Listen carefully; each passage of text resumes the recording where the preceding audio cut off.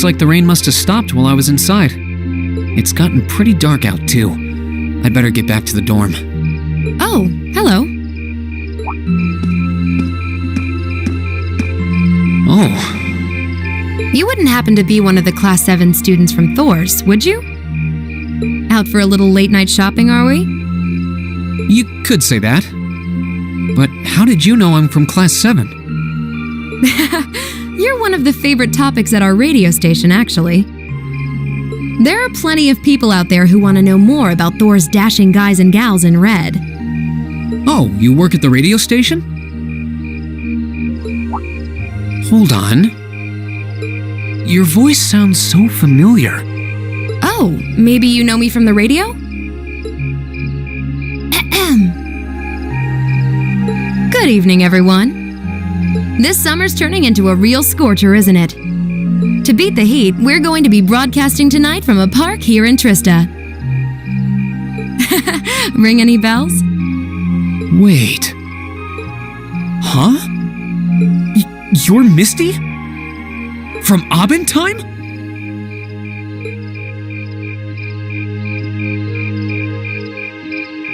Bingo! You must be quite the avid listener, recognizing my voice so easily.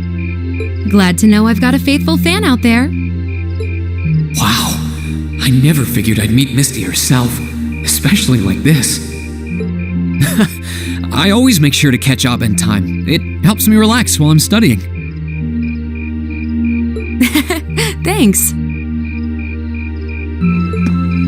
But it sure is serendipitous, you know? Having a chance encounter like this, just after the rain's eased up. Ooh, maybe I should mention this on tonight's show. I'm not sure that I really constitute a noteworthy topic for a radio broadcast. It's kind of weird. I only know her from Abendheim, but she seems just as friendly face to face.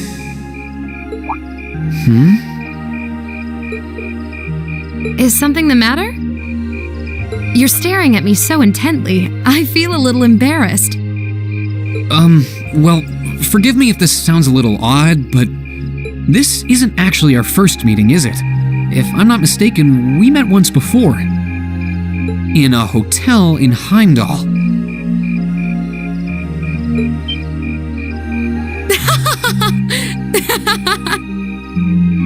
Wow, I can't believe it.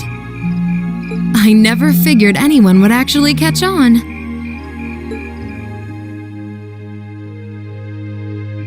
So you really are her! The Azure Diva herself! Vida Clotilde! Right you are once again. Honestly, even the people I work with at the radio station don't seem to have noticed, so I'm surprised you could tell. That makes two of us. I almost didn't say anything because it just seemed too implausible. But if you don't mind me asking, how did a star like you end up working at Radio Trista? It's just a little something I do for fun on the side. Gotta spice life up a bit, right? The best part is, the people at the Opera House in Heimdall have no idea I come here to do my show every week. So don't go telling anyone, okay? It'll be our secret. Of course. I wouldn't dream of it. I'm amazed no one else has figured it out, though. It's not like you use a different voice when you're on the radio. Well, there's a little trick to it. You're not the only one who was surprised, though.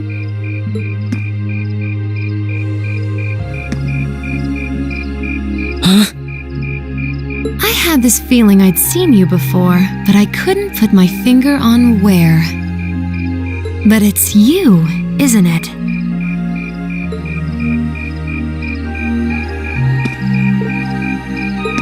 Anyway, I have to get over to the studio now. Oh, and be sure to tune in to tonight's Abendheim. It'll be a fun one. Promise. Wouldn't miss it. And give my regards to those two, would you?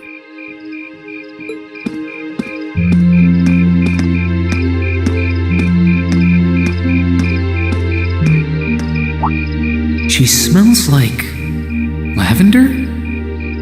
The fragrance really suits her. So Vita Clotilde herself has been hosting a radio show in Trista. Even if I told them, I don't think they'd believe me.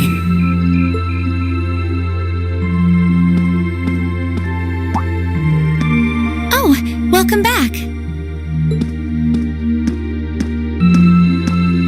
Oh, hey there, Emma. Did you just get back too? Yeah, I just returned a short while ago. Were you out shopping? Yeah, Sharon asked me to go out and pick up a few things for dinner. Though I ended up taking a bit longer than I expected. Wait, do I smell lavender on you? This is perfume, isn't it? How did it get onto you? Oh, right. I guess I must have soaked up the scent too. She did get pretty close. That's the only thing I can think of. Reen, I can only hope the reason you ended up taking longer than expected isn't because you were... Whoa! Hold on. You've got the wrong idea, Emma. I just happened to bump into someone I know while I was out. That's all. Nothing scandalous. Nothing I'd be ashamed of. I never said it was. Though you do seem strangely defensive for a man who has nothing to hide. Huh. I wonder what would happen if Elise and the other girls were to catch wind of this. I swear, I just ran into someone I know after I left the store. Nothing happened. You just like raking me over the coals, don't you?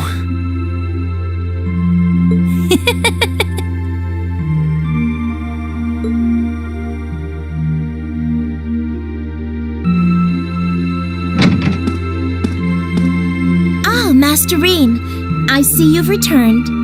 Were you able to get everything I asked for? Sure did. Let me bring it over.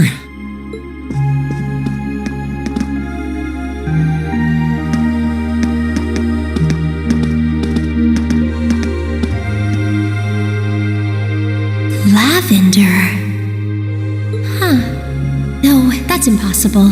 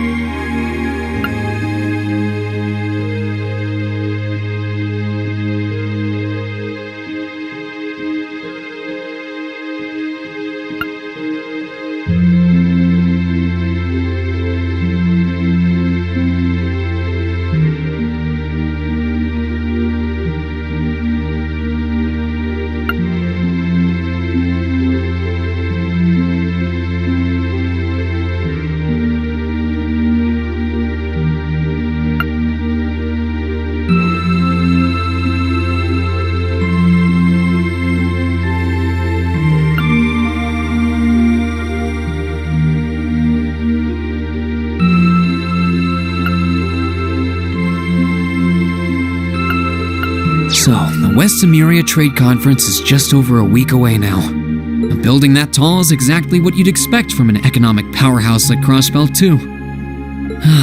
It's a big world out there. Still, we've got Milliam and Crow as classmates now.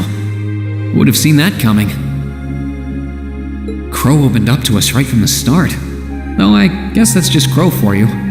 And Milliam's become way more attached to us than I thought she would too.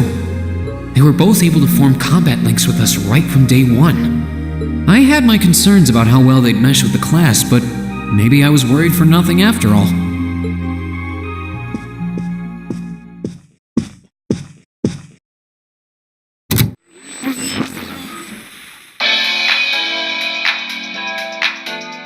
Good evening. I'm your host, Misty. It's August 18th and we're winding down a busy day here at 9 p.m. I'm here to give you all the cool you need to beat this summer heat. Hey, looks like I'm not too late to catch this week's Abend time. Seems like those hot summer days keep coming with no end in sight, doesn't it? But even this heat can't stop the momentum behind the West Amuria Trade Conference being held in Crossbell later this month.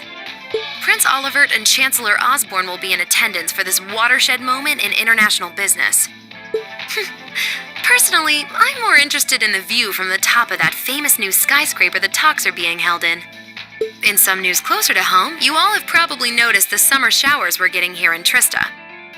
The rain's let up for now, but it's managed to push that nasty nighttime humidity right off the charts.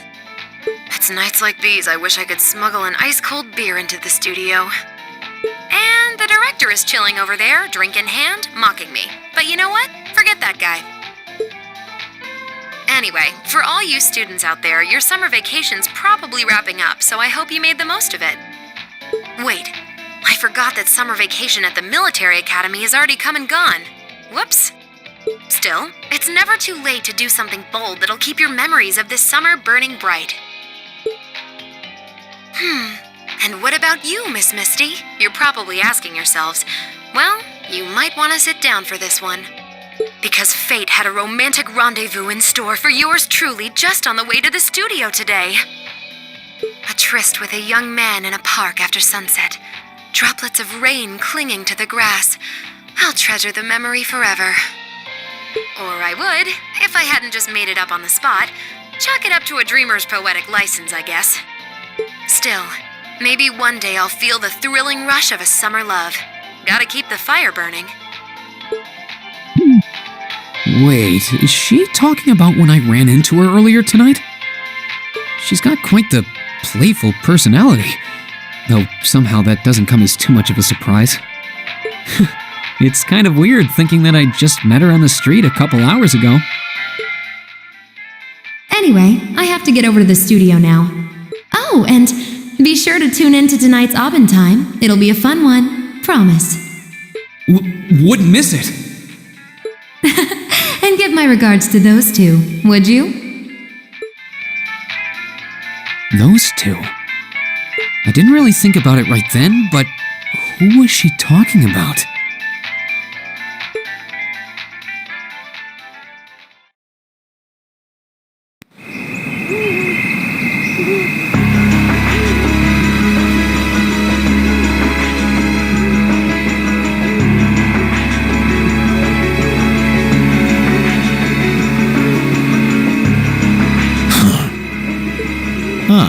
So you've arrived.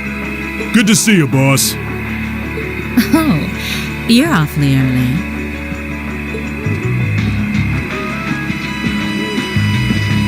Well met, Comrade V, Comrade S. I see that you've finished all your preparations as well. Smooth as silk. Although you're the one who'll be taking center stage in our next operation without a doubt. Who'd have thought you'd volunteer to go pound the pavement in Crossbell? The Red Constellation are gonna be there. I still think I'm the prime choice for this one. I disagree. As I can no longer rely on the power of the fleet, it makes the most sense for me to go. Especially when you consider the very real possibility that we may have to accept a necessary sacrifice for the greater good. That is the best way for us to achieve what we desire. You're serious?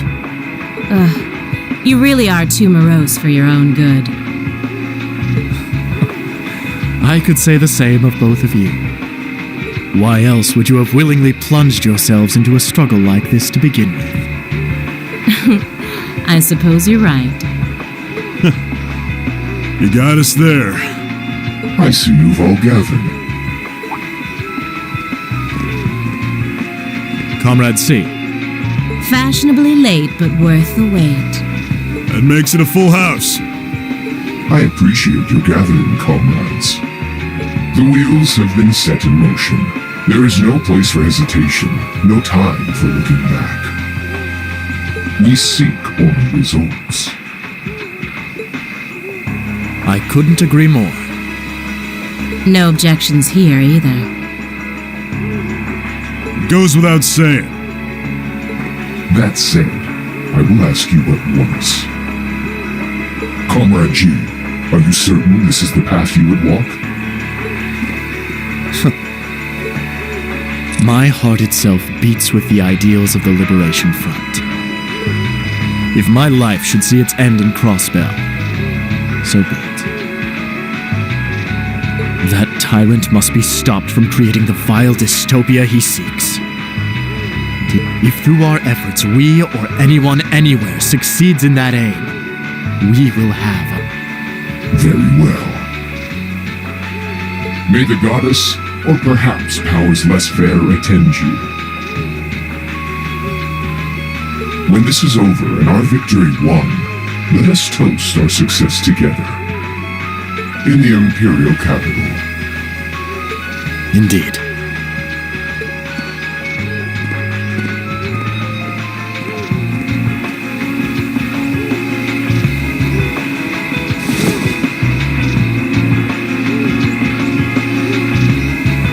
Farewell, my comrades. He doesn't know how to express how he feels, but I understand. Losing your place in the world for doing what's right, and throwing yourself into the eye of the storm. It ain't something I could do. Different paths brought each of us here, but the road we travel now is the same. Let us depart, Comrade S, Comrade V. We each have our own part to play in what is to come. Of course. Just leave it to us.